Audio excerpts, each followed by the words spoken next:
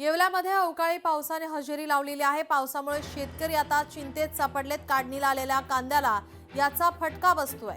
येवल्यामध्ये अवकाळी पावसाची हजेरी आणि या पावसामुळे आता शेतकरी पुन्हा एकदा चिंतेत सापडलेला आहे।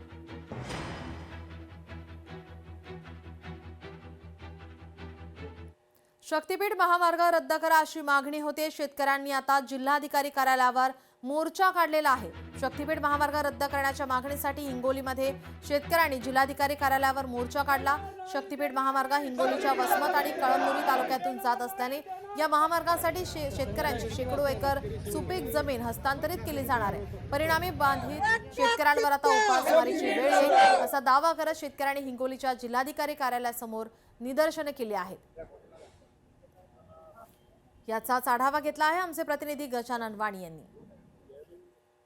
शक्तीपीठ महामार्ग रद्द करण्याच्या मागणीसाठी हिंगोलीमध्ये आता शेतकऱ्यांनी एक निवेदन लिहून आणलं। ते निवेदन म्हणजे रक्तानं संपूर्ण शेतकऱ्यांचे बघू शकता की हे निवेदन आहे। माननीय जिल्हाधिकारी महोदय यांना हे निवेदन लिहिण्यात आलेलं आहे। या निवेदनामध्ये स्पष्ट जे आहे ते आपल्या स्वतःच्या शेतकऱ्यांनी रक्ताने हे या ठिकाणी निवेदन लिहिलेलं आहे। बघताय की हिंगोली जिल्ह्यातून शक्तीपीठ महामार्ग रद्द करावा अशी मागणी यांची आहे। नेमके त्यांच्या काय मागण्या आपण शेतकऱ्यांकडून जाणून घ्यात। मला सांगा, आपण निवेदन लिहिले, काय मागणी आपली? मागील 2 वर्षापासून सतत आम्ही या सरकारचा पाठपुरावा करतो। शक्तीपीठ महामार्ग नको असलेला आम्हाला आमच्यावर लादू नका। देवेंद्र फडणवीस साहेबांना एक विनंती करतो, साहेब तुमचे स्वप्न साकार करण्याकरता आमच्या स्वप्नाचं चाकाचूर का करता? का आमच्या लेकराबाळाला अधिकार नाही का चांगल्या शाळेत शिकण्याचा? आमच्या लेकराबाळाला अधिकार नाही चांगलं एज्युकेशन घेण्याचा, चांगलं जगण्याचा? आमचा तुम्ही जगण्याचा हक्क का हिरावून घेता? ह्या जमीन आमची ही सर्वस्व आहे। या जमिनीवर आम्ही आजपर्यंत पिढ्यानं पिढ्या जगलेल्या आहेत आणि आमचा पिढ्यानं पिढी जगण्याचा तुम्ही अधिकार का हिरावून घेता? तिथं विकास करायचा, तिथं पेशंट सुद्धा ट्रॅफिक मुळे 4-4 तास हॉस्पिटल मध्ये जात नाही।